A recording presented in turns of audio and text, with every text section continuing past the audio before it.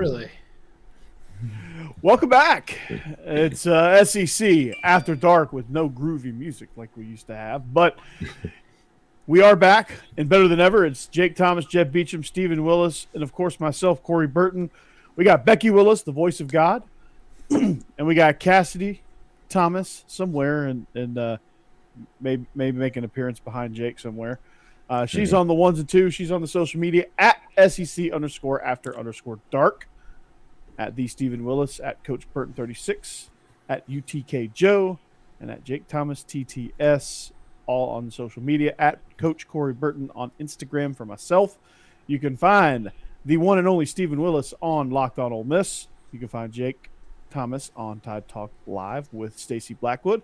And Jeb, you're just a dude. He's and you a can dude. find me on Bleav In Georgia Dawgs, Illegal Motion, and of course right here. We're a quick programming note on Bleav In Georgia Dawgs. We are going to have Gary Stoken, and if you don't know who that is, you are unfamiliar with the Peach Bowl. He is the president and CEO of the Chick-fil-A Peach Bowl. He will be on our show, so that'll be good. But we're brought to you by BetOnline.ag, your number one source for all your sports betting needs. Live, that you can bet on just about anything you want, sport-wise. The World Cup, you better hurry up because the World Cup final is Sunday. That'll be your last chance to bet on that. Bet on NFL, college football, the bowl mania stuff happening, all kind of stuff. But if you want, there is you do have a chance to get a 50% welcome bonus if you hit that promo code Bleav. That's BLEAV. To receive your 50% welcome bonus, you got to go in there, type that in there, and they'll match you with some free plays. So, Bet Online, that's where the game starts, guys. We got an action-packed show. What's up, John? Talking bowls, talking transfer portal, talking coaching carousel. But we start this thing off on a heavy note. We start this off with heavy hearts. The Pirate himself, Mike Leach. He has left us for. He's gone on. He passed away. I think it was late Monday night. Passed away, and the impact that he had on college football, it was incredible. His press conferences, there wasn't a topic that he would leave unturned. He revolutionized coaching, brought in the air raid, brought in a whole new system, has a outstanding coaching tree. I mean, we could have a whole episode dedicated to Mike Leach and the impact that he's had on this game. But guys, like when you heard the news, like for me, I was floored. I was like, "Holy cow, man! This is like it all happened so fast." And then, it just it's going to be weird now. Yeah, even the modern NFL right now. Used to, you had an East Coast system like the Giants and Bill Parcells ran, and you had a West Coast system with Bill Walsh, and basically those evolved over time. But it wasn't until the air raid came out that all of a sudden football just completely transformed. And that's all because of that guy. If you look at successful coaches in college football, they have roots in that system. It's completely reframed the way we look at football, and it's all because of one person, one extremely eloquent, beautiful person that is gone from us. And I mean, it's an incredibly sad thing for everybody. It absolutely is, Jake. I know, his post-game press conferences are something to marvel at. I mean, just going from ranking Pac-12 mascots and how they would fare in a fight to giving marriage advice to giving his opinions on the college football playoff expansion and so many other topics. Yeah, I'll tell you, the other night when we said to our show, one of the things I brought up, it happened this year actually, that was so fun, is when he took down all the chairs on the wide receiver, on the sideline for wide receivers, and told them and said, if you're not going to catch passes, then you're not going to sit, So, he was just it was just fun. I would like to have met him in person, because I guarantee I could probably sit and talk to him for hours, just about anything he want to talk about, because you can ask him a football question, but he'll go out in left field real quick, and that's just what made Mike Leach. Mm-hmm. Yeah, even as a casual fan, honestly, like I didn't play a lot of football, definitely didn't get into coaching, anything like that, so I don't know a whole lot about. Sometimes the impact that some people have on the game. Like, I don't know how much they really shaped it, but Mike Leach is one of those guys that was just so much fun, even as a casual fan. Just listening to all of his interviews, watching him on the field. He was a great coach. He's one that everybody, like Becky said, just one of her favorite people too, because he was just so much fun. Yeah. So it's definitely a big loss for any of us. Yes. Yeah, Sure. I mean, yeah. Go ahead. Let Becky have her say. What do you think, Becky? Yeah. Oh, it's just super sad. 61 years old. It's tragic. And I hate that for his family. Mm-hmm.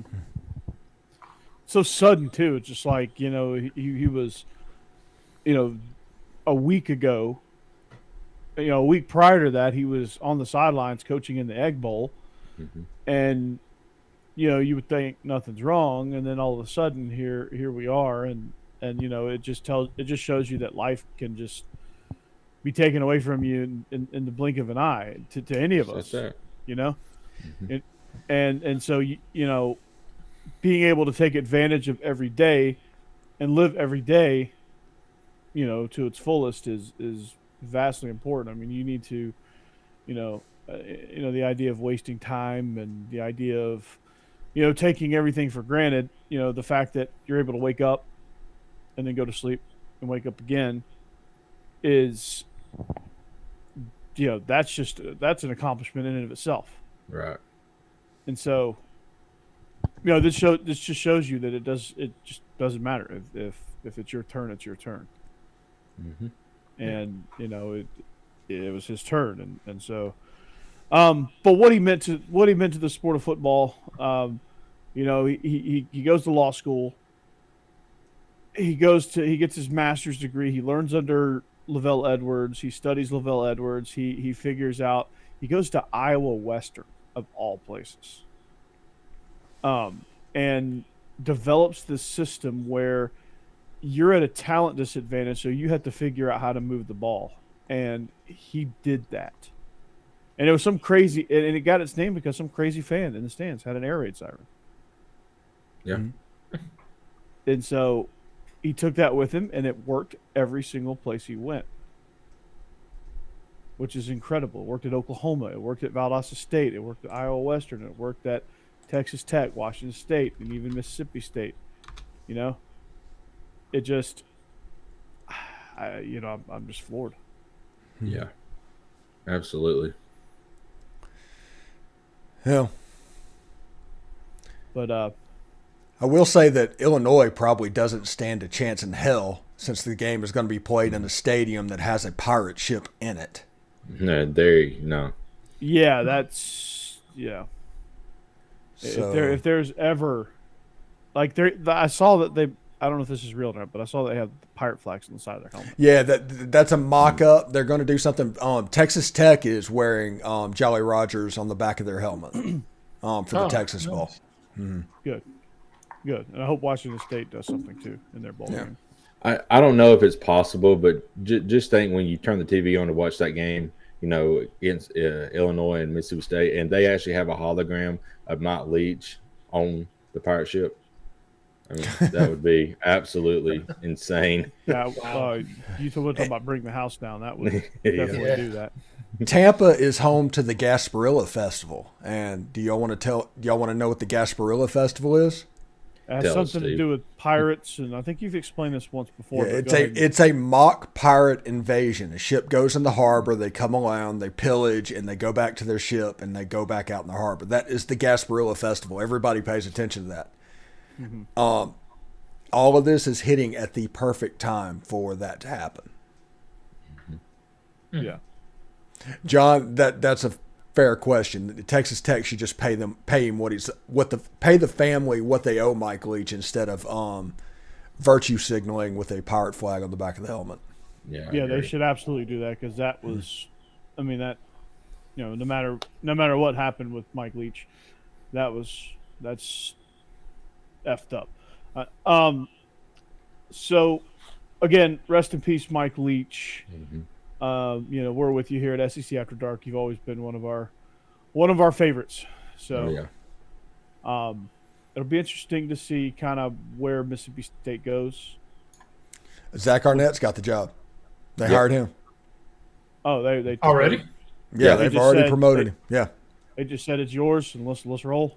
Yeah, state law says that the job has to be posted for like 10 days, but it's going to be Zach Arnett. It's after 10 days, they are going to make it official. Okay. Wow. Wow. Okay.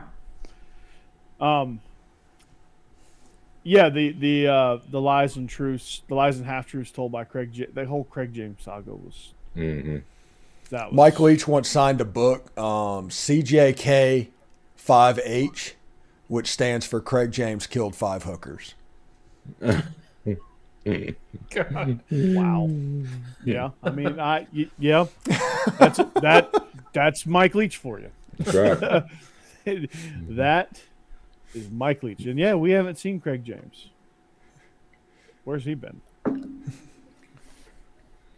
Probably in hiding. Yeah, Mike. Yeah, I want to see what Craig James has to say now. But okay, so let's move on. I know there's no good way to transition out of this topic. Yeah. Yeah. We just kind of have to do it. So. Yeah, so we just kind of have to, we're gonna we're gonna have a good show on Mike Leach's behalf. We're gonna do our thing. So, just know that. Yep. But where do y'all want to go? Y'all want to go transfer portal? You want to go coaching carousel? We haven't really talked much about coaches. You want to talk bowl games? Where do y'all want to go? We've got bowl games because we're going to actually picks are going to be in this episode. We're going to do picks, so we can do bowl games a little bit later on. Well, we got one bowl game we can really kind of talk about because it's an SEC. We got an SEC game. Florida and Oregon State playing it before the New Orleans Bowl. So way to go, Gators! Fantastic. Yeah, so good that I thought it was so early that they still had a chance at Anthony Richardson still playing. Yeah. He's not. No. Mm-hmm. Oh, by the way, Fox News came out with a thing that said Anthony Richardson is blank pick in this year's NFL draft. And I was like, top 1,000? You know what I mean? Yeah. Just leave it blank. Yeah. Well, who's going to be the quarterback? Anthony Richardson is going to be a heck of a USFL backup. He really is. They had him. I saw a mock draft that had him going to the Carolina Panthers in the first round. Apparently they want to be the new Browns. So Right. I guess so. That I was like, what? Yeah. Top shocking. 10? Do they know this guy only completes like not even half his passes? Well, are you counting the other team? No. Oh, okay. That'll bring his percentage up. Yeah, there you go. Mm-hmm. Yeah, that's good. So anyway, Florida has Oregon State, and Oregon State, if people haven't been paying attention, a decent little football team. Jonathan Smith, the first quarterback that kind of turned around. Really good.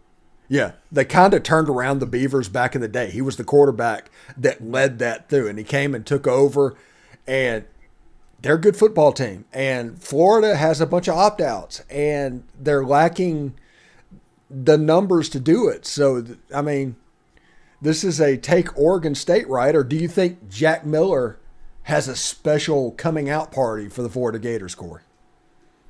Was he like fourth string quarterback coming into the season? Like, there's a reason for that. I mean, Oregon State's geared up because they haven't won a bowl. They haven't been to a bowl game in quite some time. They haven't been good in quite some time. So they're geared up. They want to get this SEC win. They're going to come after that dude. I mean, they're on their Florida real talk is on their third quarterback. Anthony Richardson opted out, and the other one we're not going to touch because he doesn't exist. No. Yeah, the other one opted for something else. He opted for a different uniform, but. And so now you got Jack Miller, who we know absolutely nothing about. I mean, obviously he was offered a scholarship to play football at the University of Florida, so he's got to be decent. But I don't know. He's not going to have any weapons. I don't think Florida's really going to be into this game. So I'm thinking Oregon State may win big. They've got something to prove. They've done really well. A lot of, all their losses were close. They played teams really tough to the wire. They actually beat Oregon, and I think they're still calling it Civil War out there. But they beat Oregon convincingly, and when I say convincingly, they didn't blow them out on the scoreboard, but they made stop after stop after stop. I mean, they big boyed them a little bit. They big boyed them, and especially towards the end of the game, I think they had a nice little 4-down stand down there in the scoring range that they had against to close out the game, and they have a solid left-handed pitcher and their number 3 hitter. Wait, no, sorry, wrong sport. Sorry, College World. Well, no, they don't stack up against Ole Miss in the College World Series, but no, Jonathan Smith has done a tremendous job out there getting those guys ready. Now Oregon State, we've kind of gave them some shine on illegal motion, talking about them. Josh actually picked him to win Civil War, so he's had them ranked in his poll for quite some time. So he's a big believer in the Beavers. So I think the Pac-12, it's not to be Pac-12 after dark here, but that's going to be an interesting conference next year. Okay, one thing right here. Okay, Florida plays Oregon State. Florida beat the Pac-12 champions. Mm-hmm. And now Florida plays the number 3 team in the Pac-12. So why is Oregon State a 10-point favorite? Because everybody opted out? Because Florida has no players left? Yeah, they are on the downside. Slide. They've still got a good rushing attack, though. They good do. running backs. Also, I think Billy Napier, by the way, he was the offensive coordinator for the Clemson team that got beat like 77-3 to West Virginia way back in the day. Billy Napier was that offensive coordinator. Oh my God, I forgot about that. Yeah. I'm interested to see exactly which Billy Napier and Florida team shows up. I think they're going to play hard, and we'll see exactly how they look. But Florida has a potentially top 5 recruiting class coming. They have Jaden Rashada coming, who is a top quarterback. Mm-hmm. And I think they're going to get right. They have Trevor Etienne, who, if they play well against Oregon State, it's probably going to be Etienne that totes the mail. Yeah, I mean, help is on the way. I mean, it's not dire straits for Florida, just maybe in this game. If Florida doesn't come out and play and start fast, they have a chance to get embarrassed in this game. But next year and years beyond, I think they're doing really well in recruiting. So, like you said, and they've got some good help coming. It's just not there yet, and they're not eligible to play in bowl games. So, what do you do? Yeah, we'll see what's going on with that. But they're going to hang on for dear life. Yeah. I almost want to take Florida just because I think if Oregon State wins, it's going to be a tight line. It's going to be a 6-point win. I think this bowl game is going to be sloppy. I guess that's what I'm saying. It's going to be a sloppy game. If anything, if you're going to put real money on this thing, maybe just take the under. Yeah, I think it's going to be a lot of running. So I don't think Florida's going to have I don't think they're going to be able to stop Oregon State from running the ball, but they should be able to run the ball pretty well themselves. But it just makes me feel like it's going to be close. Oregon State's not bad against the run. I mean, they are. They made life difficult against Oregon. They made life difficult against USC. Also, Jack Miller getting the start for Florida. He is originally from Arizona. I do not know why I know that, but I know that he is. So this will be somewhat close to where he's from. So he'll probably have a decent contingent in Vegas. That's right. That is right. So, moving on, we're going to pick the rest of these bowl games later. We're gonna take a look at some of these. Maybe here in a little bit, we're going to take a look at some of these, bowl matchups that the SEC is going to be participating in. Kind of pick one out that you're most interested in. But let's go transfer portal. I know because there's a lot of quarterbacks circulating around here. Brennan Armstrong being one of them. Kentucky gets one of them. Graham Mertz from Wisconsin, who former 5-star out of the state of Kansas, and has a lot of promise. But the kid from Western, when it came out of the portal, he withdrew. Yeah, that's probably smart. probably smart because it's saturated. Spencer Sanders is out there. Devin Leary's out there. I always want to call him Dennis Leary, but there's some good quarterbacks out there, and so Notre Dame probably is going to land one. Looks like Wisconsin's going to be in the market for one probably. Spencer Sanders, he could end up somewhere. Arkansas just pulled somebody out of the transfer portal. Let me look that up. Jacoby Criswell from UNC. There you go. Again, useless information. I know a little bit of everything. All right. I don't know where it comes from. I can't remember my lock combination, but I know that. Yeah. Well, there you go. Did you take one of those pills that from Limitless where you use your entire brain? All the time. Yeah. There you go. All the time. Yeah. That's what I thought. Now you better stay on schedule though, because your heart might explode. But I'm from Mississippi, which means whenever I'm using my whole brain, I'm about like at 75% of the rest of the population. Good old Mississippi education. Can I ask a question real quick just to see how good he really is? Okay. A Georgia Tech quarterback entered the portal. Any idea what his name is? It's something Sekelu or whatever. It's one of those things like I can't even pronounce that. Yeah. Hakanaka or something. Yeah. Okay. He transferred from Clemson before this year to Georgia Tech. And he was the backup for DJ. And I was like, okay, Clemson, you're doing this on purpose. Yeah. What is it with Clemson getting these weird name quarterbacks? Good Lord. Yeah. They felt like they didn't stack up in the Scrabble business. Yeah, now they have Cade Klubnik. Yeah. Klubnik. Wow. Yeah. All right. Yeah. So, well, at least he has far less letters than the Puyaka Shakalaka. Boom Shakalaka. Boom Shakalaka Laka Boom. By the way, it looks like Auburn is in the league for Grayson McCall. That's a good pickup. I saw that. That is a great pickup. Mm-hmm. Still don't like you, Freeze, though, but that's a great pickup. I'm curious about the Philip Montgomery hire as offensive coordinator at Auburn because Hugh Freeze is notoriously stubborn with his play calling, and that is his offense. And Philip Montgomery is not going to be something that signed up just to go hold a clipboard and look at defensive formation and personnel. He's going to get Rhett Lashley'd. Yeah. Yeah. It's what's going to happen. Yeah, after the first year, I can see Philip Montgomery getting out of there. And also, South Carolina has hired a coach that's from the Baylor tree from Kendall Browse out in Arkansas. Philip Montgomery's at Auburn. It's going to be like 5 out of 16 teams whenever Oklahoma comes in running the Baylor offense. Mm-hmm. I mean, Georgia doing something different, Kentucky doing something different. God bless them because we're all going to do the same thing apparently. Well, they got Liam Cohen back. Yeah. They needed they rehired Lee. Yeah.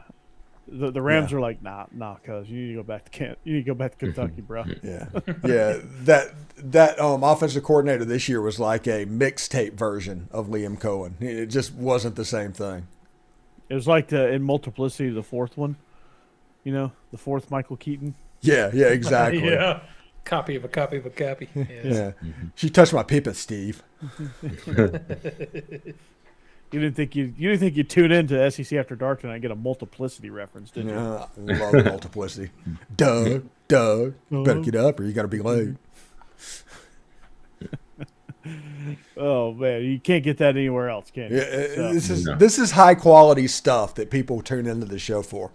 Did you guys see the press conference with Shane Beamer when he was like yelling at everybody about the criticism on his offensive coordinator? Yeah, that's kind of weak sauce because if you hire a tight end coach from Arkansas, people are going to question that whenever you're the University of South Carolina. Yeah, it doesn't right matter. To question it. Yeah, I mean, the guy's pretty good. I mean, he's worked for good people, but right, still kind of like a head scratcher. Like, okay. Yeah, it's kind of out of left field, but hey, they're going to get Greg Knox out of it. Maybe that's what Shane Beamer really wanted all along. Yeah, I mean, honestly, can we really question Shane? Well, we can question Shane Beamer. Can we we've questioned him, and he's like proven us wrong on a couple of occasions so far. So maybe he's on to something. I don't know. I just thought it was interesting. Maybe he's trying to outsmart everybody in the room. He's going to end up outsmarting himself at some point. Yeah. But, Ole Miss got beat by Central Florida in basketball tonight. That's why Michael said what he said. Yeah. Right. The game started out, UCF started the game on a 21-0 run. Welcome to the Logged On Ole Miss post-game wrap-up show with your host, Stephen Willis. All right, go ahead. It gonna rain. Now we got Family Guy references. Yeah. Yes! Nailed it. If it makes you feel any better, Steve, the Lady Vols beat Central Florida's women tonight. So there you go. You're welcome. Yeah. I don't think the men's team could do that. And Alabama has beaten two number one teams. Georgia plucked Central Florida's women's basketball coach. Oh, that's why they couldn't. Corey 56. Oh God. Yeah, Cody's breaking that one out. Yeah, Cody's back. Yeah. I haven't. My internet hasn't been ruined. It's always Jake now. It's Jake or Jeb. Okay. Mine just shuts off at some point in the night. Just gets done. Yours just gets tired and goes home. Takes a call and go home. Yeah. We should have done the show last night because we had our school Christmas party. So I was like 4 bourbons in when I was doing illegal motion last night. That was oh gosh. Nice. Yeah, that was interesting. It's like top shelf reactions whenever you do that. Yeah, it would have been. It would have been awesome. It's hilarious watching Steve trying to be positive about Ole Miss basketball. No, what you need to do, Michael, is come over to Bleav It. Well, you should have watched. I think Georgia's gonna be a little bit better this year, but you should have came over to Bleav In Georgia Dawgs and try to see our spin job on Georgia basketball. Me and Israel, like we were the definition of sunshine pumping. I mean, we squeezed every ounce out of that Alabama win that we could. Yeah, I think Georgia had a Tom Crean problem. You think? Yeah. We look like an incompetent basketball team. Like we look like. I mean, it honestly, and I would say this. I would say this to Israel all the time. I would say my number one phrase. Look, we were like, man, we look like 5 guys that just met each other at the Y trying to play basketball tonight. Well, I'm sitting here going, okay, we can talk about transfer portal and early signing day into the 21st, and then we got a week to talk about the bowl game, and then we got 3 weeks of transfer portal, and then baseball practice starts. That's where I am with this basketball season right now. Already, huh? I don't think anybody's watched UGA basketball since Edwards left. Yeah, or before he got there. There's nobody at the pavilion right now for Ole Miss games. There's like 2,000 people at a game. Wait, y'all get that many? Yeah. Jake and I probably want to talk about basketball a little bit. Yeah.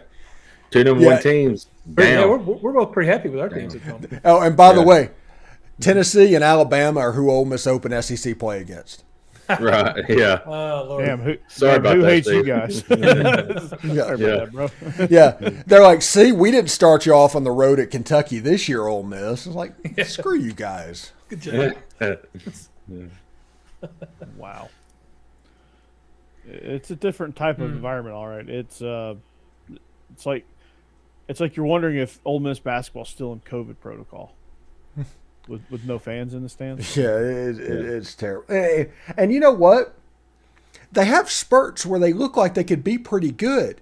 But the problem is they don't start playing until – I mean, they literally – you know that meme that's on Twitter of the kid shooting just in the gym by himself and the ball's going off the top of the backboard and not even close to the hoop?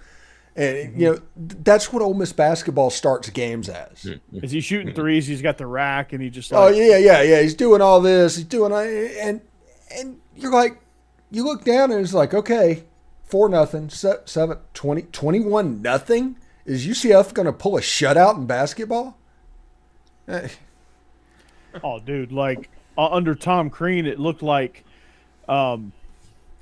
we looked like we would just sit there and launch threes, and it would be like the scene from Along Came Polly. let it rain, boom, and nobody would rebound. Except for when we played Alabama, we actually looked like a competent basketball team for like one and game. beat last year. Yeah, but some of the things I've seen from Mike White so far this year have been really good. So some of the early returns have been. We'll see when we get to conference play. That might be a totally different animal. But this team is playing a lot better, a lot more together. Actually playing defense a little bit and rebounding. So that's good. That's good. One positive, and this is just for Guy and Michael Specs in the chat. If you want Steve, positive Steve, always trying to spin stuff, Malik Ewan balled tonight. And you're not going to see that because Ole Miss got beat by 11 to Central Florida Directional Tech. But Malik Ewan balled. All right, there you go. That was the negative sandwich. You had the negative, positive, and the negative again. Mm-hmm. It's like the opposite of what they teach us in teaching school. Positive, negative, positive. And the negative's got to be like the little crystal-sized burger, and the bun's got to be like the big, like enormous buns you get at the bar, when like the big pretzel bun, that's like a mile tall. Well, Becky does one of those things with me, but it's like a negative, negative, negative, negative, negative, positive, negative, negative, negative. It's like a big super cartoon burger, like Wimpy's from Popeyes. That's what Becky does with me. What about it? Being honest, okay. What about a Shaggy and Scooby sandwich? Have a little bit of chocolate sauce on top of it. Scooby snacks. Mm-hmm. Man. All right, I'll be right back. I'm gonna go get a burger. There you go. Yeah. I'm gonna eat it right here on the microphone. Just Hey, if a burger place wants to sponsor us, I would gladly eat a burger on the show. Yeah, there you go. Settle down, Peg Bundy. Oh, I love it. I love it. I love it. I love it. All right, let's get back to football because Jeb, That's king. Jake, yeah, that's king, and we'll let you guys have the basketball shine here in a little bit. We'll turn it over to you because you guys will be talking. We'll just you mute guys will our be driving. Yeah. I'm like, basketball. What's that? Yeah. So, coaches. Well, it looks like we got an in at Georgia Tech now. My Yes. cousin, if you look at his picture, you could probably tell that we're related. But Buster Faulkner was just hired after they lifted the interim key off of Brent Key, the interim tag off of Brent Key. They made him permanent head coach. One of his first major hires was his offensive coordinator. Went and plucked Buster Faulkner. Buster was he was at the Mustard Buzzards. Before that, he was with Arkansas State, Middle Tennessee State. He set records at Murray State. Hello, Stacey. The year that MTSU went down and absolutely obliterated Georgia Tech, he was the offensive coordinator. They had some guy named Benny Cunningham who played years as a reserve running back for the Rams. Yep. So that was I think that's a great hire. Georgia Tech is, we talked about Prime going to Georgia Tech being a huge problem, but Brent Key showed that he is more than capable of this job, and he's nailed his first hire with his offensive coordinator hire, and I think he's going to continue to hire a good staff there. He knows the formula, I think. Which is what a lot of other Tech coaches didn't. Like Jeff Collins didn't know the formula of like you got to actually coach the team and stop doing all this cheesy crap. Brent Key he's all about that business, man, and he's gonna hire a bunch of, like, Buster's an ace recruiter. He's gonna hire some ace recruiters to help Buster. They're gonna build a good staff. They're gonna actually say, hey, we can. We're allowed to recruit, I think, and we're going to recruit the state of Georgia. We're going to recruit the city of Atlanta, and we're going to get some of these guys, and we're going to get some viable players. Like this quarterback they have this year, the freshman kid, is pretty damn talented. So, needless to say, Georgia Tech's going to be a rivalry again, I think. Yeah. I'm happy for Buster, but it's one of those things where I'm like, all right, Buster, I'm happy for you personally. I hope your offense scores a lot of points, but I hope you guys don't. Well, if you don't win a lot of games, you'll be out of a job. But may you go 11-1 every year and score a lot of points. You know what? Also, the coaching Prime. Let's talk about Prime a little bit because let's do. Colorado. The guy is hitting all the right chords right now. He's obviously taking a strategy where he wants to be everywhere. I understand that. I respect that. I do the same thing with what I'm doing. But he's doing that as well. And I am not hard to find. He's doing restaurant reviews. And he's hiring head coaches to take coordinator roles. And that is another grand slam, Sean Lewis. Yeah. And defensively, they took Charles Kelly. Yeah, that was a good pickup by them. Big loss for us. And yeah, right now he's going to have to win games, and winning games at Colorado is harder than it looks. He's still going to have to do that, but right now he's doing all the right things. Well, I mean, he's got the portal. He's starting to flip recruits. He's gonna. I mean, a lot of those Jackson State players are going to come with him. So I mean, he's gonna flip that roster over pretty quickly. And honestly, the Pac-12 is not overly difficult. Thanks, John. I mean, you got to beat Utah, which is a tall order. Oregon's a tall order. Oregon State's a tall order. I never thought I'd say that. Stanford just hired a Sacramento State's head coach. I think they hit a home run there, so they're going to be tough. That's a good hire. Cal is garbage. Arizona State is garbage, which I think they hired Dillingham, but he's got his hands full. It's his first big job. And he's 32 years old, so I don't know how he's going to do, but that program is in shambles right now. Arizona's garbage. So it's going to be – it's not as hard as you think with a turnover roster. But on the same note, he's going to have to do things a lot cleaner, which I think the guys he's surrounded himself with so far are going to lend him to be able to do some of that stuff. I think he's got a lot of good minds in that room. I worry about some of the egos and managing all of that because, his ego is big enough for any room. Yeah. And college football coaches are the most egomaniac people I've ever met in my entire life. So you just got to hope that he can manage all of those guys. Like you got a bunch of head coaches in the room that probably think they can do it better than him. So. And the problem with that kind of ego and the kind of stuff he's doing right now is they better start winning pretty soon because I'm real curious what's going to happen when they don't, and that could fall apart real fast. But I think, like you said, what he's doing right now. Colorado's not going to fire Prime. They're like, well, no, I don't think that. I'm surprised. I mean, it took him a couple of years to fire Carl Durrell when he was the wrong hire from the jump. Like they sucked right out of the gate with him. And you knew it too. Like when they hired Durrell after Mel Tucker had them actually, their nose was actually pointing up.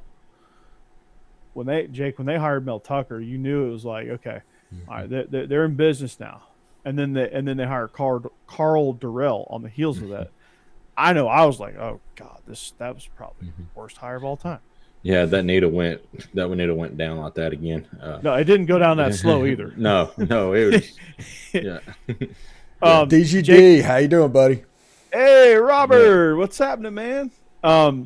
Jake, I've heard some rumors that you might get really excited about. You might go from 6 to midnight on this one. Bill O'Brien I've heard rumors that he's going to be rejoining Bill Belichick in New England. Please let it happen. Wait, Corey. Who's Bill O'Brien? You mean Bill Bryan? Yeah, Bill Bryan. There's no O. There's no O. Sorry about that. He might find it in New England. I mean, not without Tom Brady. But there's rumors that he might go back too. I know. I don't think Tom Brady goes back with Bill Bryan. How can I keep Those two didn't really like. He's like 47 years old. I think he's almost older than George Blanda was, wasn't he? I would believe it. Force him out. I would believe it more that he's going to go to Vegas to reunite with McDaniels. Mm-hmm. I mean, the game he played the other night, I forgot who they played, but Tampa looked awful, and Tom Brady looked awful as well. Maybe. Yeah, that was terrible. Yeah, they were bad. Terrible game. Yeah. So yeah, I agree, John. I don't think Brady has it anymore. But he's 97 years old.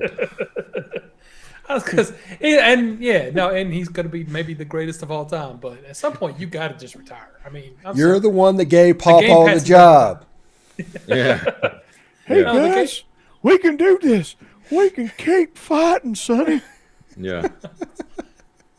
It's sad, but I mean that's a sport, or no, I guess sports in general are just not. You know, you got to retire early from them. Yes, everybody else can do it till they're 65, but not a quarterback. Bill Bryan ain't saving anybody. No. And the sad part is he'll be a massive upgrade over Matt Patricia and Joe Judge. See what Brady's doing hurts his legacy, but it also just takes away the fact that Aaron Rodgers is going to end up going to the Jets and have dick pics to somebody, and then going over to the Vikings, and he's going to just do the same stuff that Brett Favre did, and we're not even going to pay attention to that because Tom Brady's still going to be trying to throw a football with a walker. We're all just watching to see if he dies in this game. Yeah. Tom Brady's legitimately just going, okay, I'm going to be the first 50-year-old to start an NFL game. And they're like, no, you're going to be the first 50-year-old to start a USFL game. And then Matt Milano is going to kill him. Yeah. I don't know if you saw that hit. Yeah. Jeb, I think he's watched the highlights of Julio Franco. You used to play for the Braves. Oh yeah. He was like 49, Braves, the 50. Rangers, the Royals, the Tigers. He played for. I think he was legitimately trying to play for every major league team. I think he was too. Dude, Julio Franco was 46 years old and still swinging like a 36 ounce bat. I know. Yeah, but there was no 24-year-old trying to smash him into the ground constantly either. Right, that's true. Yeah, it's just a different sport, man. It is. Yeah. Dude, Tom Brady plays the Bills. They better figure out how to block Matt Milano. Oh, by the way, it's supposed to snow and go crazy when Miami goes to Buffalo this weekend. And Tua had a press conference like, hey, I hate to break it to the media. It snows in Alabama too, you know. Yeah. Yeah, they're talking about for Christmas. It don't snow like that, man. Yeah, I was going to say the South, and we don't get it like they do up there. That's 7 inches. They're when they get 7 inches of snow, that's like us getting a half inch. Yeah. Here, like they're like, yeah. They just had women think it's 12. They just had a Darnell Washington height of snow a few weeks ago. Yeah. Like you open the garage and it's just a wall of snow. Yeah, it's just different. Yeah, that lake effect snow is that's a real thing. Yeah, and it's probably been 5 years since he's seen snow. I'm just saying. In South Florida, yeah, for sure. I don't remember how long he's been down there, but it's been a little while. Have you guys heard about Favre? Yeah, he's like in some kind of tax evasion thing or something like that. I heard there was something involving money. Him and the governors basically stole money to build a volleyball facility at Southern Miss from the welfare fund. They stole it's as corrupt and as crooked as it comes. Brett Favre was a good billionaire, and he had to steal money from welfare. That's wild. And got people fired because they mentioned it. It's the Elon Musk thing. Don't spend your own money. Yeah. He could have used Wrangler's money to build that facility. What did RG3 say, John? That's his whiskey money. Oh, RG3. He was on I think his Monday countdown, and he said he was trying to say he got he had to face the bugaboos, but instead of saying bugaboos, he said a different word. Oh my goodness! Starts with a J. Oh my goodness! Oh God! And Steve Young is over there going, "Oh my God! What did you just say?" Howard Cosell's like, "Ooh, yeah." Go to commercial right now. and Corey, I know you had retweeted it, but Shannon Sharp and Skip Bayless got into it the other day too. So yeah, Skip was like, yeah, you're just jealous. Yeah. Skip's like, bro, I won 3 rings. Yeah. Bro, I'm in the Hall of Fame. I'm in the Hall of Fame. I won 3 rings. Yeah. I mean, yeah, RG3. I believe RG3. I mean, but it still is a big mistake. I mean, he did get tongue tied. I think he just was on a roll. He didn't know he was about to say that word. And Stacey, I was not going to say that. That's I don't want to get us canceled, man. Yeah, no. But I looked at it. I was like, oh no, that's bad. That's real bad. That's not good. That's not good. It's just not. Is that bad? Is that bad? It's not good. Mm. Yeah, so yeah, RG3 is man. But you know, lucky for him, it just kind of turned into a funny meme and people just poking fun at him. I like RG3 as an announcer. He does. I think he does a really good job. I think he does. I think he does. It took him. It took me a minute to get used to him because he was like out of the gates. I think he was kind of. It was kind of tough to listen to. Yeah. But I think he's, you know, with reps, he's gotten really good at it. He has. I really enjoy it. And that, my friend. Man, Monty, those broadcasting classes are really starting to pay off. Nobody's listening anyway. Yeah.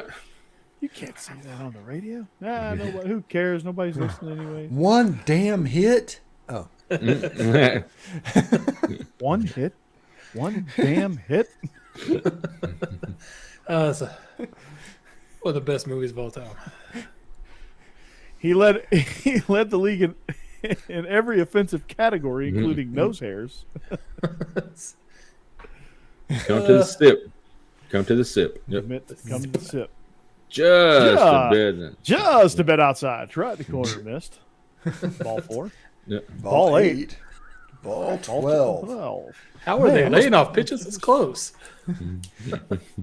I must be sitting in the front row. That's not a major league reference. That's just a Bob Uecker reference. And in case you didn't see it, you probably didn't, because that 8-run first inning probably drove a lot of you away. Judging by the attendance, you haven't. For those who know, in case you had noticed, and judging by the attendance, you haven't. Yeah. Jalen Hurts. Luke, I actually think Jalen Hurts probably MVP runner right now. Do you think Jalen Hurts is overrated? Really no, he's not. No, he's. I think Micah Parsons is just trying to drum up some drama here, but no, Jalen Hurts is definitely not overrated. No, he is. He's trying to get in Jalen Hurts' head because Dallas needs to beat Philly. Yeah. When they play. Philly killed the Titans the other day.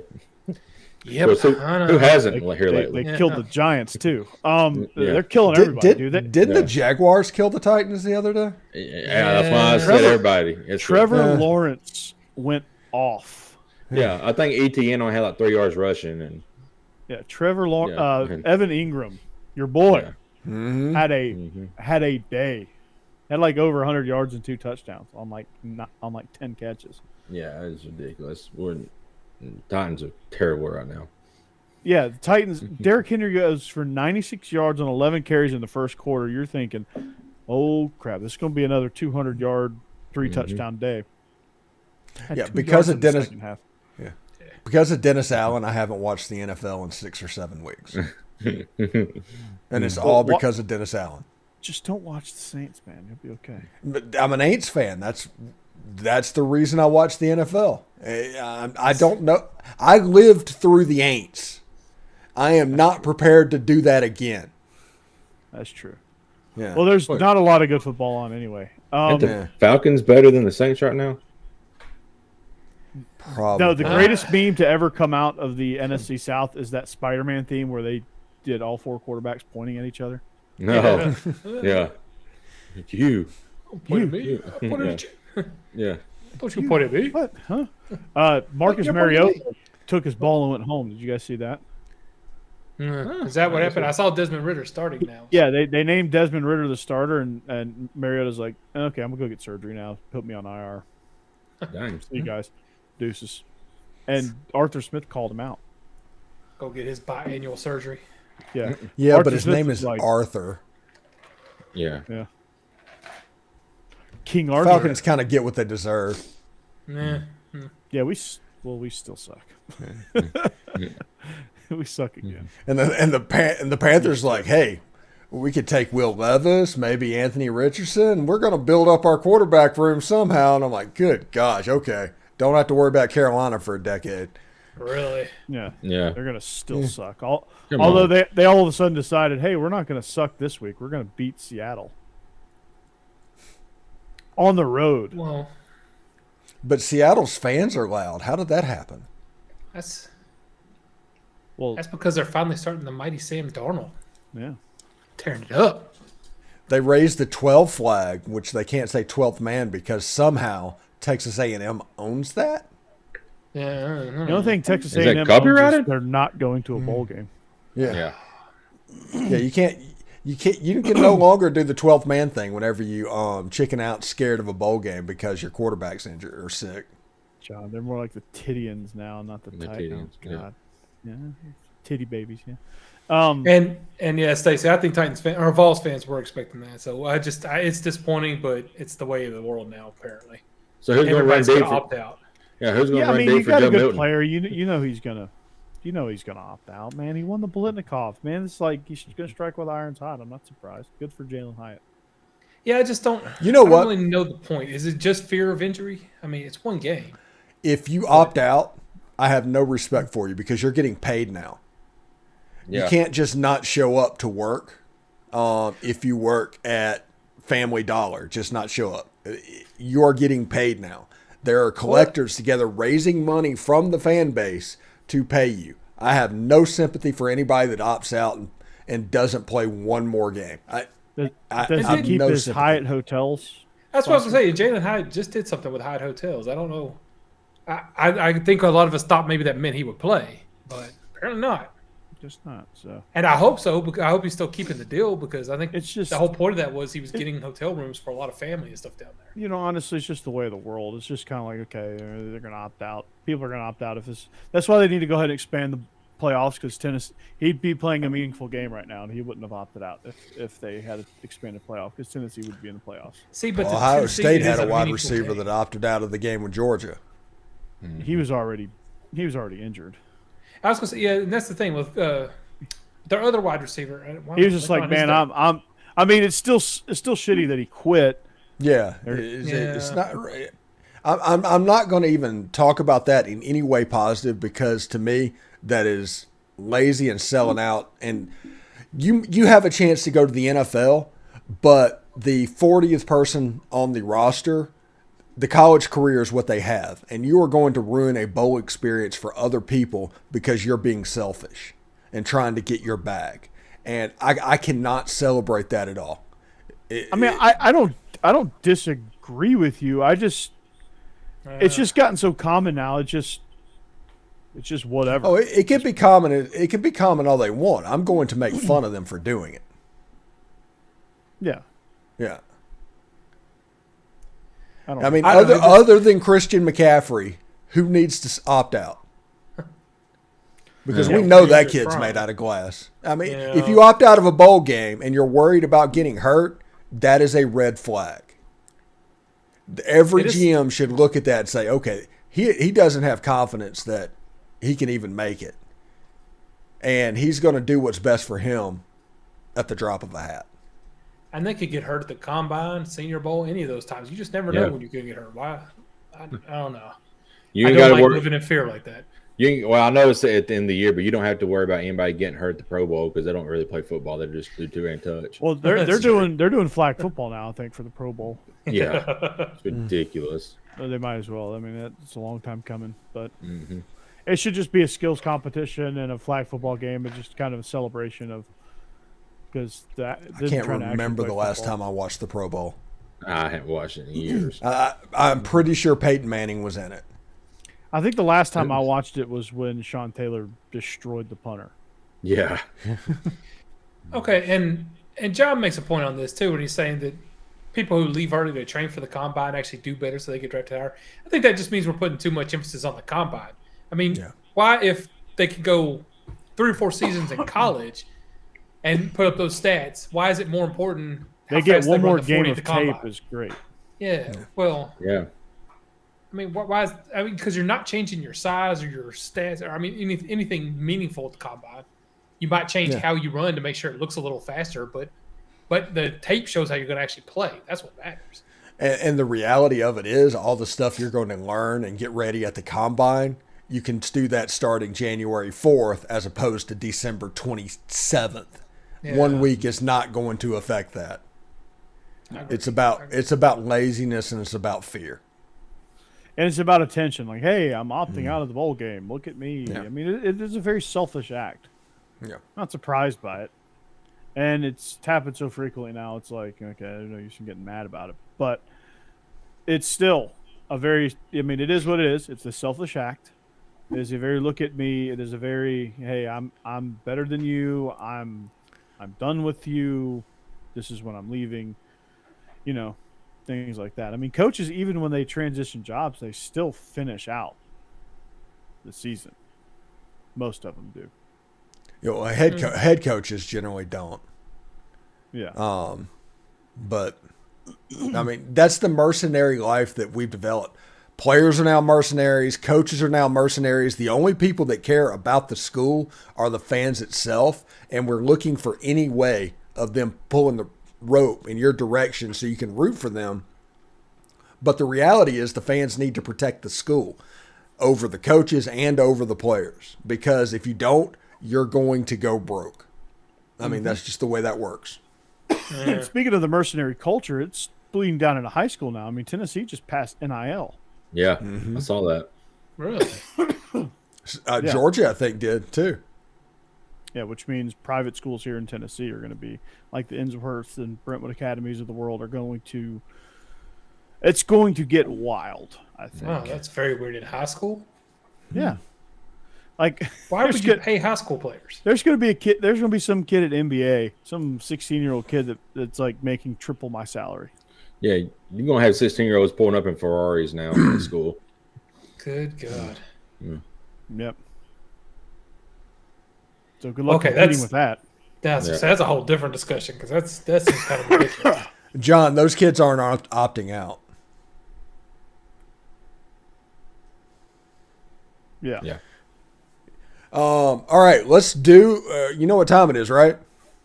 Picks. It's picks time. It's picks time. All right, so let's start this thing out, man. The best bowl game of all time. One of my favorite bowls. A bowl that I wish that I could be a part of one of these programs one of these days to go down to. The Bahamas Bowl, Nassau. Features Miami of Ohio, which I know nothing about Miami of Ohio. They're facing UAB. Trent Dilfer will be there, but he won't be coaching, but he will be there. Steve, I'll start with you here. Miami of Ohio or UAB? UAB's favored by 11 points. Yeah, I think UAB is going to cover this game. They're going to try and set it up for the Fighting Trent Dilfers to be. And I think, UAB is going to be able to take care of Miami of Ohio. There's some decent players if you look at the transfer portal coming out of the MAC. So it's worth looking at that. I don't know. Miami of Ohio has a cornerback named John Saunders, not the ESPN analyst. 6'4" cornerback that looks like Ole Miss might get. I don't know if he's going to play in that game or what's going to go on, but that's something to keep an eye on. But I'm going to go with UAB minus 11. Yeah, I'm going to take UAB minus 11 as well. I think, Miami of Ohio, in the little research that I did about Miami of Ohio, I just said I didn't know anything about them. But one of the things I did figure out is that they're like a freaking roller coaster. They're 6-6. You don't know what team's going to show up, and for that reason, I think UAB is a lot more consistent. So I think consistency matters in bowl games, and if you're a consistent program with not a lot of opt-outs and all that stuff, which I don't think Miami of Ohio is in danger of having a lot of opt-outs. But I still think UAB is going to win and cover, Jeb.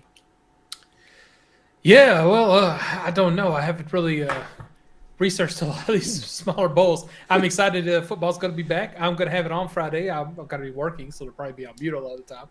But I could not tell you who I think is going to win. I know UAB lost their head coach because we talked about Trent Dilfer coming in and taking the job from Lipscomb, which is pretty cool. I'm going to kind of follow his career with interest there, I think. But for now, I'm taking Miami of Ohio as a little bit more of a stable program. So I think I'll win, or at least cover. All right. Shake. Somebody needs to go get Corey some water. My point exactly. Anyway, I think UAB. I think UAB gets this win. They're going to come out and fight hard, especially since Trent Dilfer is going to be there, and kind of give him a look at what he needs to build and improve on for next year's team. So I think they come out and win. And Becky. Okay, real quick, before we get to my pick on this one, I can't see on our spreadsheet what our records are. currently? They reset. pick 'em. Oh my! They reset. They Becky. reset. Okay, how did they end up? What was I the think- final score? Who would you I say think I came think out I on was top? the top dog. Corey was 2. Jeb was probably 3, and then I'd you say- and Jake were tied for last, something like that. I'm not sure, 100% sure. Feel like you're It not a was very smart man. Me And I feel like Jake and were- Becky kind of ran away with it. Kind of. saying. No, I No. won 64 games. Yeah, Becky, you won. I won 64. 64. No, Becky and Jake were. I at the just top I of just the I list. just put them up on the screen. Did you? Show me these records here. Ooh. Uh-oh. Oh, Steve's sleeping in the doghouse tonight. Anyway. I just know that there's a 64 next to my name, and there's a 64 next to Jake's name. Somebody's gonna get their math checked later. Yeah. My math always gets checked, and Becky's been trying to. She's waiting on this moment for weeks because Jake won the regular season and Becky was second, actually. So I'll give her that one, I guess. Hold up! I thought Becky and Jake were tied. I don't remember. I don't know. And I do remember Well, because go I back remember through the thinking, "Holy spreadsheet shit!" and add it I up. tied Jake for top dog in Okay. the regular season. All right. There goes our clean rating, thanks to the voice of Yeah. God. Yeah. Well, don't try to take away my win, son. Oh. Corey was top All right. dog, and pun intended. Okay, No, so back to the pick-em. honest to God, the pick'em records. There's so many games that I just forgot to do them. That's all. Sure. Nothing sinister, I assure you. Yeah, Like no, the not blood at all. tears. But sure, yeah. So here's your fun fact for the week. There's something called a Bahamas Bowl. I didn't even know Oh. this. Yeah, that's what we're picking. Man. Ah. it used to be the Popeyes Um, Bahamas Bowl because that makes sense. Yeah, I've the heard Popeyes in of the Bahamas. Miami, Sounds better. so I'm picking Miami to Popeyes. cover in this super popular Bahamas Bowl. There you go. Not that Miami big. No. Not Aries, Miami. It probably snows year round at this Miami. Yeah. What was Miami? Oh, Miami. Oh. The other Miami was a bust. The Ohio State and Miami. Oh, Oh. Yeah. Oh. everybody's got to be fancy. And we fancy like what? All right. Our next bowl game, Steve, is the Cure Bowl. It features the Group of Five's top offense, led by your boy Jeff Traylor, against the G5's top defense in the Led by my Detroit boy. Trojans. John Summerall. There you go. Not Pat Summerall. Yeah, quarterback Frank Harris for the Roadrunners. Meep. They're 9th overall in total offense in all of FBS, 12th in scoring, averaging 38.7 points per game. That's a little bit of tail of the tape here. Steve, what you got? The best win that Ole Miss had all season long was Troy's probably the favored Troy by a Trojans. game at 1.5, so it's basically a pick 'em. Go ahead. Was probably the Troy Trojans, either that or the Vanderbilt Commodores. But Troy was a really good win, and Troy's only 2 losses this season is a result of that Ole Miss game and a Hail Mary. That is the difference between Troy and the Cure Bowl on December 16th, and in the Troy and the Cotton Bowl at New Year's was a Hail Mary against Appalachian State. John Summerall done a heck of a job. Favored by 1 point is basically a pick 'em. I'm going to go with the Trojans. Troy. Yeah, so the Trojans are 19th in overall in total defense, 8th in the nation in scoring and defense, allowing just 17.54 points per game. So something's got to give here. The Roadrunners have scored 30 or more points in 12 of his 13 games. Meep. So their quarterback Frank Harris is dialed in. Needless to say, this is going to be a tough test for the Trojans. The world of football favors the offense right now, or at least in the G5 world. So I think UTSA. I think this is going to be a tough matchup for them. Probably their toughest matchup. But I still think they win this one. It is a pick 'em. Had it been favored by any more, had it been any more of a wider spread, maybe it would have gone differently. But I'm going with meet Jeb. Yeah. Top 3 I bowl, agree. by the way. This is going to be a fun bowl. At least top 5. You're right. Yeah, no, this is one of the better offenses versus one of the better defenses. We've saw this earlier in the year with Tennessee and Georgia, and it did not go the offense's way. But I think offense is a little closer to my heart right now. I'm going to go with UTSA and say this time it does work, and the offense beats out the defense. UTSA covers and wins. Jake? I've actually watched a couple of tour games this year, and like Steve mentioned, they are really, really solid defensively.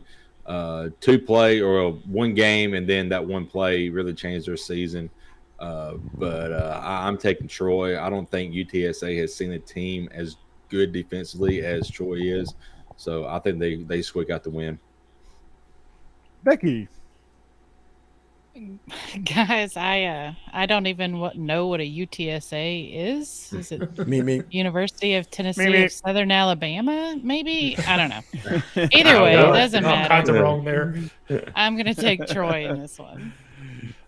Oh, the real UT. University Lord. of Texas, San Antonio, the Roadrunners. Yeah, gross. Meep. They've been fun this year. They have been a lot of fun. All right, the game that we actually went through and previewed, the Las Vegas Bowl, Florida versus Oregon State. Oregon State actually 10-point favorites in this one, Steve.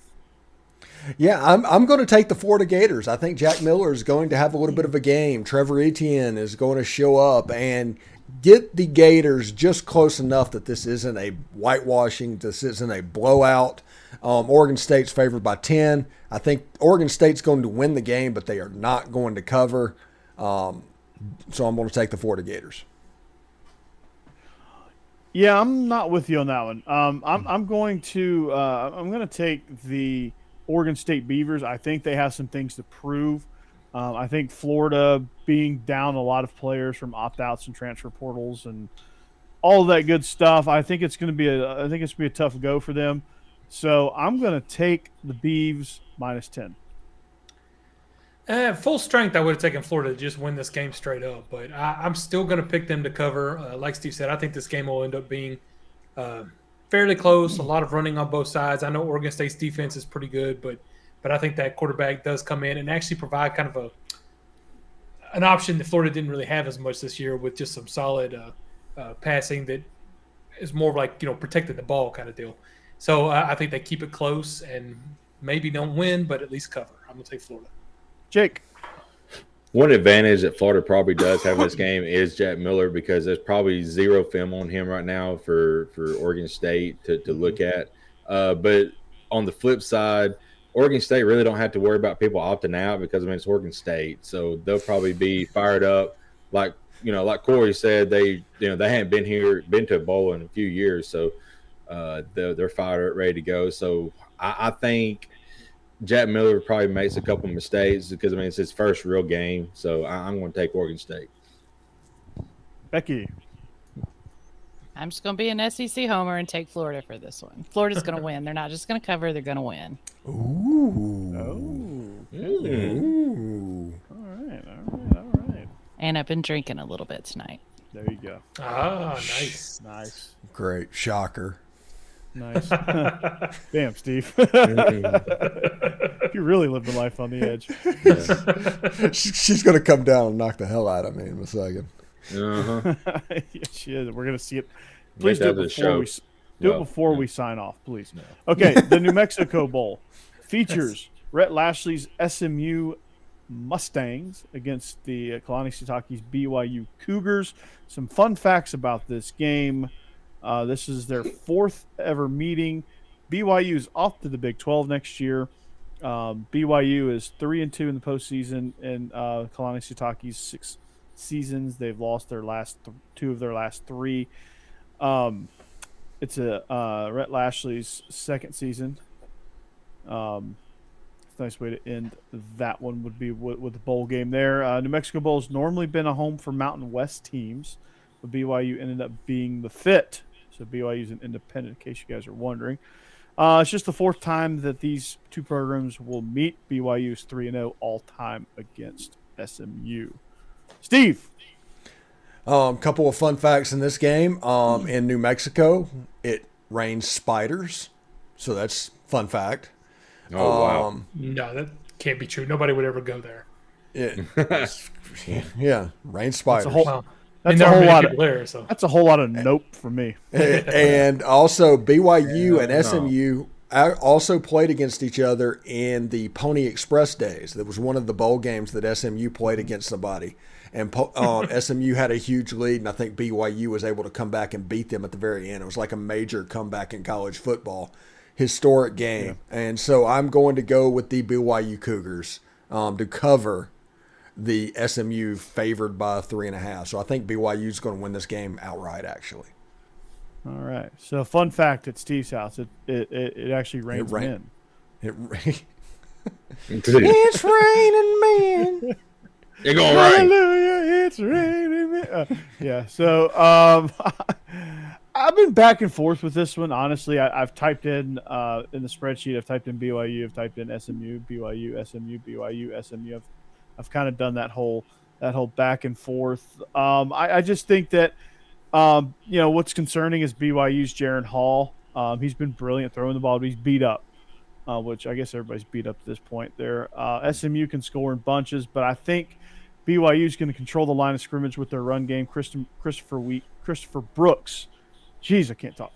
He's missed 2 weeks, but he has ripped off 266 yards, averaging close to 8 yards per pop in those final 2 games. So they're running really well. Cougars were 7-0 when allowing fewer than 205 rushing yards, and 0-5 when they're allowing more. So SMU has only hit that 200-yard mark 3 times. So that stat favors the Cougars. So I think the Cougars control the line of scrimmage, and that's where the game ends. I like BYU. Jeb. I think this is going to be a game where we're going to see the over hit pretty easily. It looks like both of them have got some pretty good offense. Although I don't like that SMU lost one of their best offensive weapons. I think he opted out, Rice. So I'm taking BYU in this one, and just what'll probably end up being pretty much a shootout. I think they'll not only cover but win that one. Jake.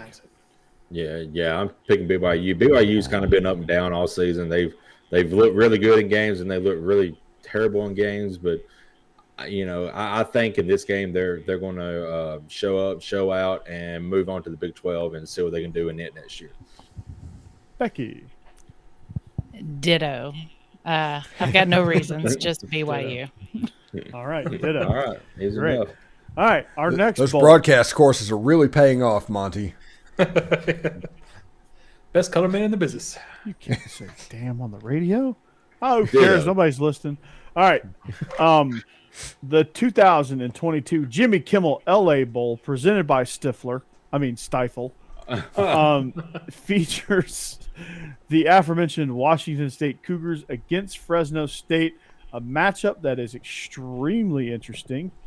This is a Saturday national 3:30 game from SoFi. That features Fresno State, who is winners of the Mountain West Conference, and Washington State, who is 7-5. A little bit of a resurgence for them. Fresno is 3.5-point favorites in this one, Steve. Yeah, I think go ahead and take Fresno to cover. I like Jake Haener at quarterback.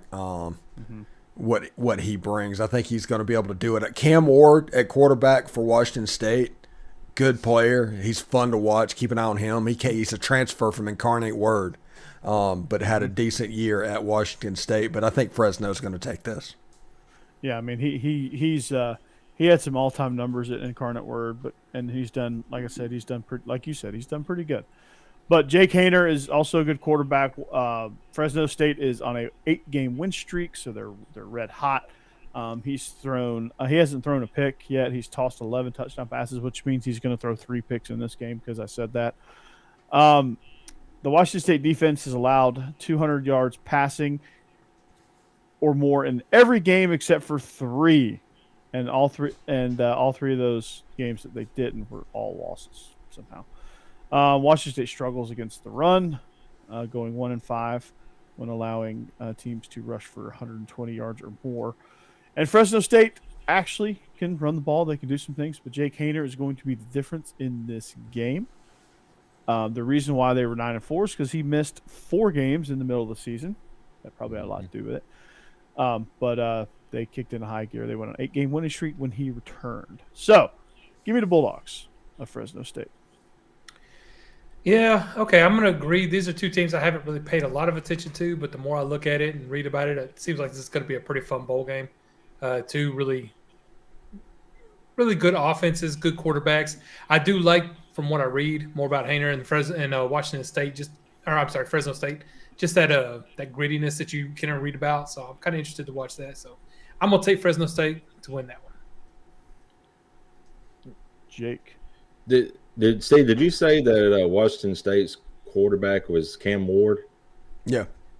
So I'm taking Fresno State because what Cam Ward, the Carolina Hurricanes hockey goalie forever.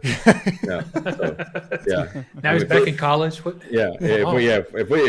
we got a 38-year-old former hockey guy throwing a ball around, I'm picking Fresno State easily. There you go. I actually love our method for these picks. I know, me too. Well, and just to buck the system, I'm taking Mike Leach's former school and picking Washington State to cover. All right. And I'm going to be right. You probably will be, because that's what bowl games do. Yeah. Crab cakes and football. That's what Maryland does. All right. In one of the weirdest bowl games is the Fenway Bowl. It features Cincinnati versus Louisville. Nice storyline here. Louisville's favored by 2 points, but Louisville's coach is now over at Cincinnati. They're going to be sharing a sideline. Luke Fickell is off to Wisconsin. Yeah. Louisville's got Jeff Brom. So there's all kind of coaching changes here. So it's going to be the battle of the interims. They're sharing a sideline. I think somewhere on one side of the field, if you take 2 steps out of bounds, you're in like the third row, running into Pesky's pole. So it's a weird game, Steve. What do you think? Somebody should just refer to this game as "they took her job," because that's what this game is all about. They took her job. So I'm gonna go with Louisville. Presented by just Wasabi. to cover the 2 points. Yeah. Presented by Wasabi. Wasabi. Like that. Okay. Yeah, Louisville. Oh, yeah. So Cincinnati Bearcats tight end Leonard Taylor opts out of the Fenway Bowl, declares for the NFL draft. Okay. I don't know. I'm just going to pick Cincinnati because why not? Because reasons. Because yes. I agree with that. Cincinnati took Louisville's coach, and they're going to take this win. Now, they were the better team this year, though, I think. So I'm just going to say they continue that and win this game, too. They need to get one more win before they downgrade it head coach. Yeah, there you go. Yeah. I think Cincy wins. I mean, they're still a very good program, and they were just in the playoffs, last year. So they're about to get Satterfield. That's the point. But I think they do win this game because I think overall they got more talented players than Louisville does. Becky. I'm going to go with Cincinnati on this one, guys, just because C comes before L, so therefore Cincinnati's the top dog. That logic is legit. And Louisville is going to take the L. All right, I'll buy it. Oh, I'll buy it. Yeah, they'll have an old English L on their hats. Yeah. Oh. Okay, our next bowl is the Lending Tree Bowl. Rice got in this game. Names. Yes.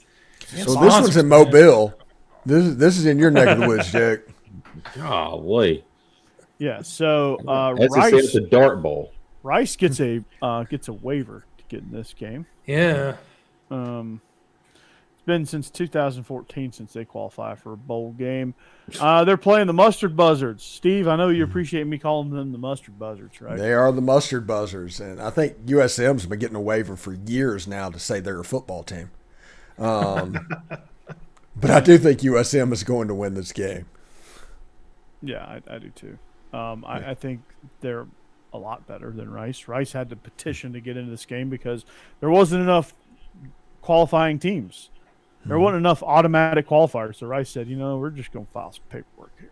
So, Rice makes Vanderbilt look like Alabama. That's all anybody needs to know. Because at least they're smart about it. Rice makes Alabama look like Vanderbilt? No, it makes Vanderbilt look like Alabama. Yeah. Rice makes. They're saying that Rice. Yeah.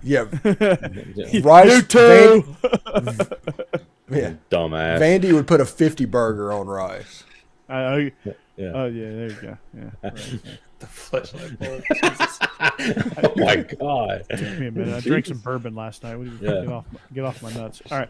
So, Will Hall, I think, is going to win this one in a big way. I'm not even going to give you reasons because the reasons are Rice. Mm-hmm. It's rice. Is it white rice, brown rice, yellow rice, Spanish rice? Cooked rice. Terrible rice. Fried rice. Mm-hmm. Sticky. Huck loves the sticky rice. That's right. It's good. Yeah, fun fact. I'm going to be driving all day Saturday, and I'll get home just in time for this amazing Rice versus Southern Miss game. I have no idea. I'm going with Southern Miss because at least they qualified for a bowl. On their own, yeah. Yes. Yeah, At least there's a new stadium down there, and they're not down in Lad Peebles or something. Yeah. Right.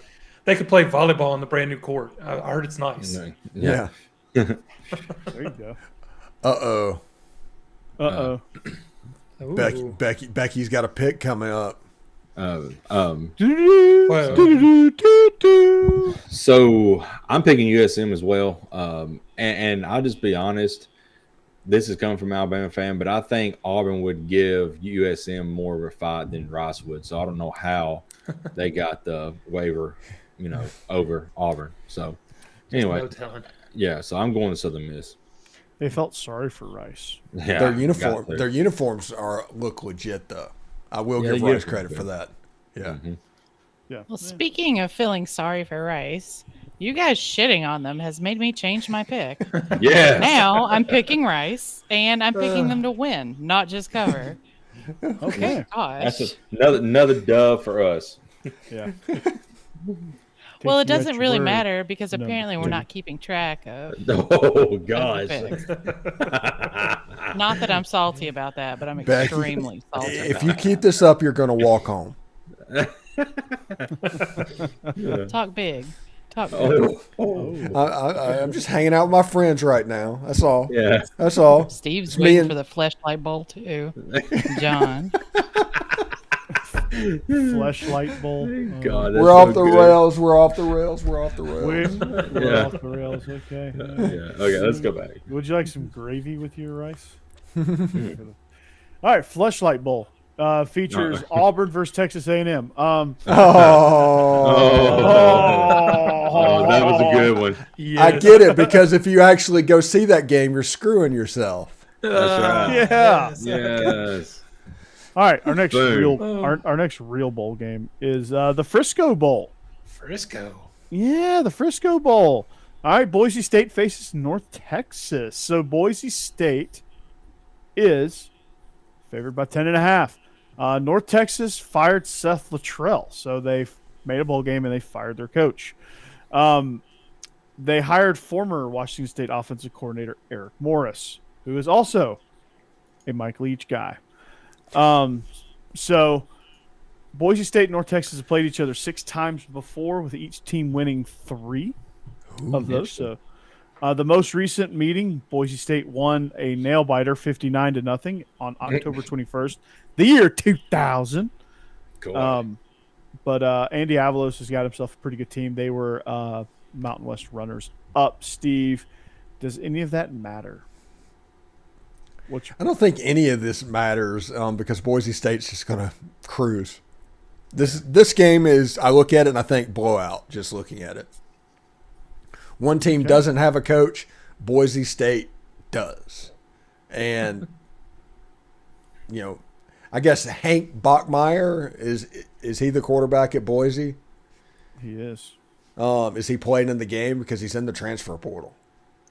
No, they have some freshman no. that's been playing. Yeah. Okay. Have. So if that's the forget his case, name, it'll but be he's all been right. good. Yeah.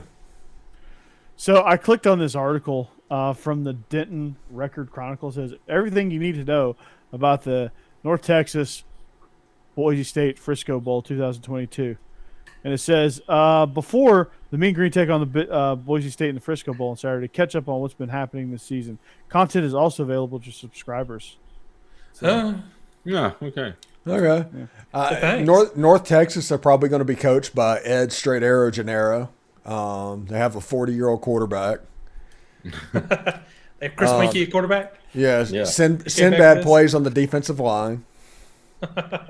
Jason Bateman is a rich kid that plays linebacker. And they have a female He's probably kicker. good.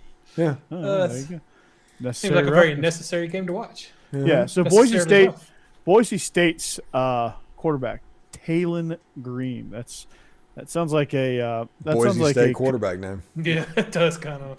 and a Connecticut private school name. Yeah. Weirdly enough, you're joking about North Texas's quarterback. I think he is like 30. Mm-hmm. Like, no joke. I think what I saw about him was that he got drafted by the Yankees and tried to go play baseball for a while and came back. So, not even joking. Let's see. It's going to be interesting. Yeah, it definitely will be. So yeah, I'm taking all of that to say that I'm taking the Boise State Broncos. Big. Yeah, I'm taking the true freshman quarterback over the 30-year-old as well. I'm going to stick with Boise State just because they've been the better team this season. I expect them to keep cruising now. Austin Own. He's 29 years old. Mm-hmm. Austin, 29. Okay. Own. Yeah. A-U-N-E is how you spell his last name. Like 30 Rock with the things like, are you looking at Overstock.com? Overstock. Own. Mm-hmm. Oh, no. Jake. North Texas is going to run out of that tunnel and realize that they're not playing Chad Morris's Arkansas team. They're playing Boise State, and it's going to get ugly real fast. So I'm picking Boise State. At least the grass isn't blue. Well, that's true. Yeah. I was going to say, Boise State has the worst football field in the United States. It pisses me off just to even look at. I hate it. And apparently North Texas has a grown-ass man as their quarterback. So I'm going to go with North Texas on this one. They do. Just going with that grown-ass man strength. The Chris Winkie Yeah. of North Texas. Yeah, John, I didn't see get your on comment YouTube about- and check out Eastern Washington's field. Oh, it's that red. Blue Yeah. red, ain't it? No, it's red. It's straight up Yeah. red. It will Ugh. blind you. Who came first? The blue field of Boise State or that one? Blue. The blue Yeah, field so started it's- all of these colored fields. It is all Boise State's fault. No. No. And they should Coastal never win Carolina another can get game. away with it. No, I don't know. I kinda like that I don't red. even like that one. No. No, Coastal Carolina's field is awesome. Oh, great. Jeb's Googling stuff. Oh, I kind of like this red field. I don't know why, but that. Oh, You that can't would. even watch the whole game. It hurts your eyes. Oh yeah, that would hurt. She That would hurt. blinded me with science. I love that red field. Oh, Okay, we got go ahead, four sorry. more, guys. We got four more. Yeah, Let's get it Keep done. going. Four more. Four more. We're gonna go hour each on these games, okay? Oh my God. Because we could definitely squeeze an hour breaking down the Myrtle Beach Bowl between Marshall, who's 10-point favorites, over UConn, who's made of. This is not a typo. bowl? This is not the NCAA tournament. Yeah. This is football. They made a bowl game for the first time since I think they went to a BCS bowl in like 2003. They didn't quite make the playoffs. Playoffs? They were a little short of the playoffs. Yeah. So the Myrtle Beach Bowl is Marshall going to roll in this one? Yeah, it's going to be a herd mentality for them, and I think they're going to be able to rumble their way to a my victory. God. And I look for Marshall to easily cover this game because, they're a thundering herd. Oh my God. The only rumble I know of is between the Greasers and the Socias. So there you go. Yeah, I think it's Sorry. I just went to Michael Jackson's Beat It. I'm sorry. Go ahead. 4 more, guys. Let's go. Yeah. just eat it. Sorry. Eat it. No one wants to be defeated. Marshall doesn't want to be defeated either. So I take the Thundering Herd here. They and most of that is because I saw them beat Notre Dame. I know nothing else about Marshall really, except the fact they beat Notre Dame at Notre Dame. So if he can do that, it's good enough for me, right? I kind of want to take UConn just because the last time we really talked about UConn, it was as the worst team in football. And now, I mean, their turnaround is pretty good, but pretty amazing, actually. But I can't because Marshall is just a better team. So I'm taking Marshall to win this one. Good. We are Marshall. We are Fox Sports. Oh. Yeah. Yep. So you're taking Marshall. All right, Becky. Yep. Y'all, I didn't even know UConn had a sport outside of women's basketball, so that was pretty interesting to learn tonight. Good point. And in that vein, yeah, I'm gonna go with Marshall on this one. So The the most interesting fact about this game is that Tony Gwynn faced Greg Maddux, Pedro Martinez, Tom Glavine, and John Smoltz a combined 323 times. He only struck out 3 of those. Yeah. Ooh. Yeah. That is your Myrtle Beach Bowl fact of the day. What? What? That's a Meaning long this fly game- ball to left field. That's going to be a home run by John Castellanos. Yeah, it means this game is so boring that we're going on baseball facts. All right. All right. Possibly one of the GOATs, the greatest bowl games of all time. Oh, yes. The Idaho Potato Bowl played on that blue turf. Eastern Michigan, who was once champions of the Bahamas Bowl. They take on the Spartans of San Jose State, Steve. San Jose State is 3.5-point favorites. 3.5-point favorite. Yeah, I'm going to take San Jose State in this game. I think they're a little bit better of a team. I have respect for the MAC because MAC players are all over the transfer portals. They obviously play some good football in that league. Return of the MAC. But I think San Jose State is going to cover it. Yeah, I think so too. I think San Jose State. I think the Mountain West, as far as G5 goes, is the number one conference in one, or not the number one conference, but one of the better conferences in all of G5. I think the Sun Belt probably might be the best one this year. So I like the San Jose State Spartans. Yeah, I think I do too. Eastern Michigan has won their last 3 games, so they're coming in, playing well right now. But San Jose just has the better offense. I'm taking them to win this game. And their coach almost got hired by Stanford. Jake. Yeah. I'm actually taking the Idaho Potatoes here because no, I'm just kidding. I'm going to pick San Jose. I watched them play against Auburn. I know Auburn was down, but I mean, just for San Jose State to stay in that game against Auburn, who is a Power 5 team, it made them look really good. So I think. Wait! Did you just call Auburn Power 5 team? Mm-hmm. Okay, they're in the SEC. I'm just upset that San Jose State could not close out the Auburn Tigers, and they obviously played down to their competition. And yeah, I agree. But I think they win this there. Mm-hmm. Yeah, so just to be opposites, I'm going to go with Eastern Michigan, I guess. Thanks for leaving that one for me. Oh, man. Worst entrance of all time, Eastern Michigan. That was the one with the cinder blocks and the sledgehammer that they had to beat through. Oh, my gosh. Oh, yeah. No. No. It's pretty bad. Gosh. Pretty bad. Okay. All right. So we got 2 games left, which means we're only 2 hours away from the ending of this show. Oh, my God. Boca Raton. Killing it. The Boca Raton Bowl features Liberty versus Boca Raton. Toledo. I'm glad Toledo, you said that. 5-point favorites. I would say Raton. Raton Bowl. It's Yeah. Boca Raton. Baccarat Okay, Bowl. Jeb, I got it now.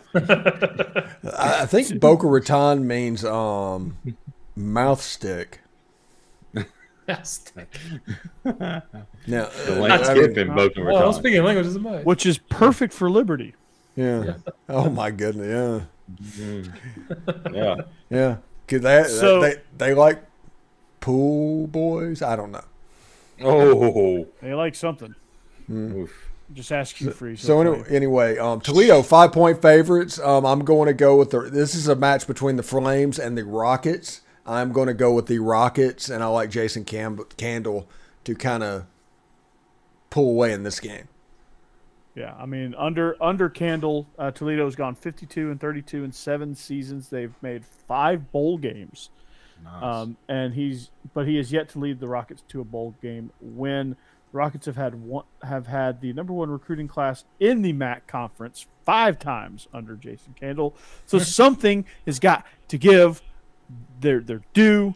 After 3 straight losses, the Flames will attempt to keep their bowl win streak alive. They're currently 3-0 in bowl games. The Rockets have allowed 25 points per game, scored an average of 32 points per game, which means they're going to douse the Flames. They're going to get their first bowl win under Jason Candle. I think this is a matchup that Toledo is in favor. Jamie Chadwell is the coach, but not yet. Hugh Freeze was the coach. So they're kind of in limbo. I hate Liberty, so I want it to happen. I think DeQuan Finn's going to have a huge game. He's the quarterback. He's QB1 at Toledo. So give me the Rockets. I think the full name of this is actually roofclaim.com Boca Raton Bowl. That's just, I love the names of these things. No, I mean, both these teams were kind of down. Liberty was 8-1, lost their last 3 games.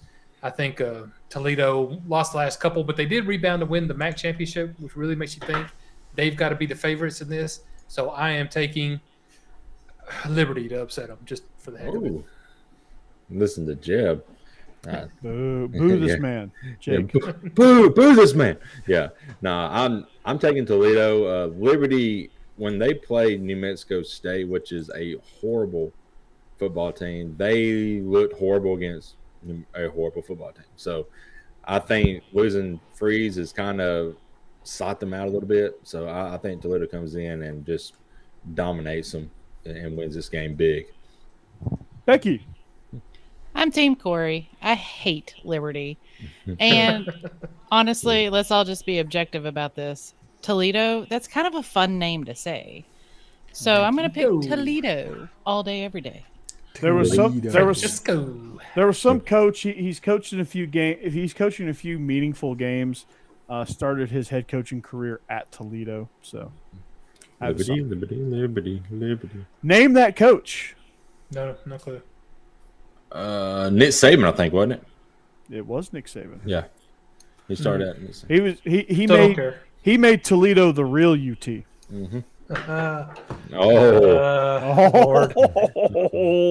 Okay, so the R&L Carriers New Orleans Bowl. It's bad that we got New Orleans Bowl we had to go this long to get to the New Orleans Bowl. Right. Means there's a lot of bowls there, Steve. Yeah, seriously. All right. So this game features Western Kentucky versus USA, University of South Alabama. USA. So the USA is back in action. They're 4.5-point favorites here in the New Orleans Bowl. Steve, take the over. Just take the over. You'll thank me for it. Also, South Alabama is going to win and cover. Okay. So I guess that means I'm up next, huh? Yep. So the R&L Carriers New Orleans Bowl is always one of those bowls that you're like, okay, now bowl season has started. Well, there's going to be like 27 bowls before this one. So Western Kentucky's won 8 games to make their 4th straight bowl game. They had to go on a little bit of a heater to do so. They won 2 games against teams who were at least 500, NTSU and UAB, 2 bowl games. They lost to Auburn and Indiana, so they lost their 2 Power 5 games. They score an average of 35 points per game, ranking 18th in all of FBS. Their transfer, Austin Reed, he transferred in from North Florida in Division II. he flirted with the transfer portal and said, "Nah, I'm good. Come back to Western Kentucky." So he's going to play in this game, and he's the reason why I think that he's going to ruin South Alabama's time. South Alabama won 10 games this year. They score 31 points a game, 41st in the country, and their defense is also pretty solid too. But I think Western Kentucky's going to win this game because that's what they do. Western Kentucky just wins bowl games. Yeah, I actually have to agree. I think South Alabama might be the better team, but I think Western Kentucky's going to come in and just have one of those games. It's that bowl experience, I think. Yeah, no, I agree. And I think Austin Reed, I was looking through some of this, and it says he's thrown 4,200 yards this season, 36 touchdowns. Yeah. I mean, that's just impressive. This guy's going to put up some fun numbers. So I'm going to enjoy this game. I'm taking Western Kentucky. There you go, Jake. I'm keeping it in the state because I'm picking USA, the University of Lower Alabama, and we're gonna get it done. So let's go. ULA right there. Mm-hmm. And Becky. Yeah, I'm picking South Alabama for no reason other than I'm picking it. So there we are. Well, I'd boo you for picking Monty. I'd boo you for picking Alabama team, but the other one's Kentucky, so I get it. Whatever. Yeah, I mean, no right answer there. In Kentucky, I can't handle. Are you anti-American? You're not taking USA. Just no right answer in this one. Yeah. This game, the Hilltoppers versus the Jaguars. I like the nickname in there. Yeah, and I think this game has, like Steve says, it's going to be a fun shootout game. So I think it's going to be a good one to watch. And that favors Austin Reed. The shootout favors right. Austin Reed, so that's why I'm picking Western Kentucky. So South Alabama's defense is really good. All right, we're at halftime. So if you've made it 2 hours, then we're at halftime. So we're going for the marathon session here. You want to see me asleep in the second half? Yeah, just like Derrick Henry, right? Yeah. And next week we'll talk about signing day. We'll do the next 2 weeks of bowl pick'ems. Because there will be no show on the 28th because of I will be using the equipment for the Ole Miss Texas Bowl that is happening during the normal live stream. Gotcha. All right, so no equipment there. All right, yeah. So that will be a 2-hour show. This is going to be 2 weeks of picks. Mm-hmm. Yeah, we're gonna have to. We're gonna have to really take our time, which is gonna be fun. All right, so that's gonna do it for us. Yes, that's gonna do it for us. We thank you for joining in on the chat, John. As always, you keep us entertained. Got some exciting bowl matchups.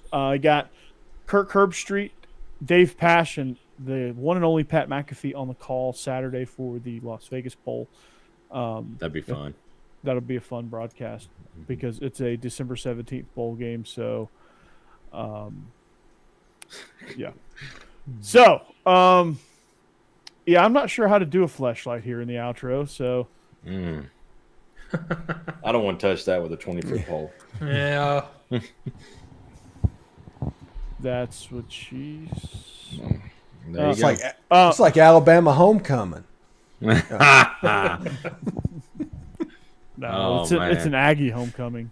Oh, that's even better. For the first 1,000 fans at Kyle Field get a fleshlight.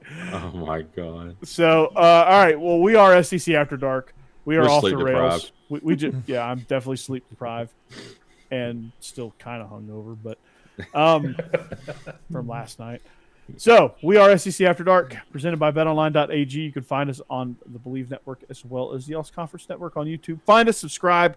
Subscribe to Stephen Willis, Locked On Ole Miss, if you haven't already.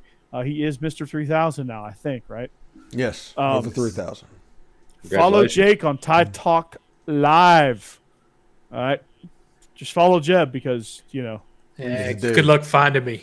And check me out tomorrow, 2 p.m. Central Time, with an interview with Gary Stoken, President, CEO of the Chick-fil-A Bowl. That'll be a fun one. Will be. Israel Troop and I are going to... The interview will not be able to be aired on Sunday. What you did there. Now, the real talent, John, is if you can mesh a fleshlight and a Chick-fil-A joke in one. We've already picked the Liberty game. And there you go. Winner. All right. See y'all. We're out. Go Dogs. All right, go Roll. Vols. Roll Hi, Tide. Johnny. Roll Tide, Paul. Paul, tell me, have you ever experienced a flashlight? I'll hang up.